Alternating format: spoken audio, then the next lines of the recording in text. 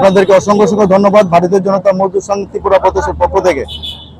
আজকে বিগত কয়েক বছর যাবৎ আপনারা আমাদের সঙ্গে আছেন এবং আমাদের সংবাদগুলো আপনারা আপনাদের মাধ্যমে সরকারের নিকট এবং জনগণের মাধ্যমে তুলে ধরেন, তার জন্য দুবারা আপনাদেরকে ধন্যবাদ জ্ঞাপন করি।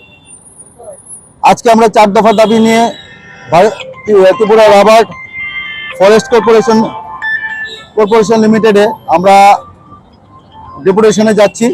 তার মূলত কারণ হচ্ছে বিনা নোটিশে ত্রিপুরার প্রত্যেক সেন্টার থেকে, রাবারের সেন্টার থেকে টিএফডিপিসি লিমিটেডের 200 জন কর্মচারীকে বাদ দেওয়া হয়েছে, যাদের সময়সীমা কার্যকালের কারোর 10 বছর ন্যূনতম, কারোর 20 বছর, কারোর 22 বছর, কারোর 18 বছর, 16 বছর, এবং অনেকে আছেন যারা 2 মাস বাকি বা 6 মাস বাকি, যারা রিটায়ারমেন্টে চলে যাবেন। হঠাৎ করে বিনা একটা নোটিশ ধরিয়ে দিলেন যে তাদের এই 200 জন কর্মচারীকে বাদ দিতে হবে। তা আমরা আগেও বলেছি যে এই টিএফডিপিসি লিমিটেডের মধ্যে একটা ঘুঘুর বাসা বসে আছে, বিরোধী একটা চক্রান্ত চলছে, সরকারকে কিভাবে বদনাম করা যায় সেই ভাবমূর্তিকে নষ্ট করার জন্য সেই পরিকল্পনা চলছে।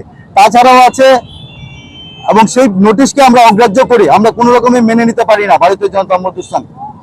আমরা যারাকে অগ্রাহ্য করি, এবং রেনি ডে নিয়ে চিন্তা ভাবনা করা হয়েছিল, এবং বর্তমান সময়ে যে রিক্রুটমেন্ট চলছে তার 70% যাতে শিক্ষিত টিএফডিপিসির মধ্যে যারা আছেন তাদের থেকে যাতে রিক্রুট করা হয়, সেই নিয়ে আমরা আগেও ডেপুটেশন দিয়েছিলাম, এবং সেই লিস্ট টিএফডিপিসির মধ্যে আছে। তাছাড়া আছে রেনি ডে অ্যালাউন্স, তা নিয়ে কোনো ভাবা হচ্ছে না। আপনারাই বলুন, আমরা জনগণের কাছে আমরা তুলে ধরছি যে বছরে কি 5 দিনই কি রেনি ডে হয়?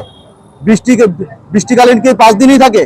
তাহলে ওই যে যারা এই কর্মচারীরা যারা কাজ করে যাচ্ছেন দিনকে দিন, রাতকে রাত, ওদেরকে মানে ভরণ পোষণের জন্য শুধু খালি 5 দিন দেওয়া হয় কেন, সেটা আপনাদের কাছে তুলে ধরছি। তাছাড়া আরো অনেক কিছু ব্যাপার রয়েছে যেগুলি আজকে আমরা কিছু বলতে পারছি না। শুধু খালি এই 3-4টে ম্যাটার নিয়ে আমরা ডেপুটেশনে যাচ্ছি, এমডির কাছে আমরা ডেপুটেশন দেব। আশা করি আমাদের যে 4 দফা দাবি ওনারা মেনে নেবেন, এবং রাজ্য সরকারের বদনামের হাত থেকে এবং আমাদের শ্রমিকদেরকে ভরণ পোষণ থেকে রক্ষা করবেন।